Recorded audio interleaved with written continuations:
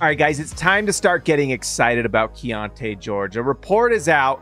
This comes from NBA University. They say, I've heard word that Keyonte George has been hooping. Excited to see if he can ascend into a starting role by the time camp ends. This got me excited when I saw it, but I have to be honest, I've heard some things too.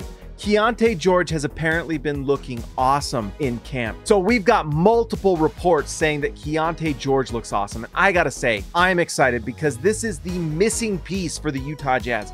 This Jazz team has so many guards, but they don't really have that guy that everyone agrees this is the starter. If you ask any Jazz fan who the starting point guard needs to be, you're likely going to get multiple answers. You know, is it Chris Dunn? Is it Colin Sexton? Is it Jordan Clarkson? Some might even say THT. This Jazz point guard position, whatever you want to call it, lead guard, playmaking guard, whatever you want to call it, is wide open. And if Keyonte George has established himself as the best player or one of the best players in camp, then he might have already gotten it, okay? It might be happening. Now, we've got games coming up this week. We are going to get a chance to see Keyonte George. We saw what he did in Summer League when he was putting up ridiculous numbers, and if he didn't turn his ankle, he would have won MVP of Summer League. So now we get a chance to see what Keyonte George can do, and we might get a chance to see a special player, because if he's put around elite level guys, Walker Kessler getting the ball inside and putting that ball away is going to get assists for him. If he's passing to Lauri Markkanen on the wing, getting open threes, he's going to get assists that way. And if he's pulling up in the pick and roll and knocking them down as well, you've got yourself a special offense and a special player for the Jazz. I am so high on him. And if you look back at what the Jazz said, we had rumors on this channel,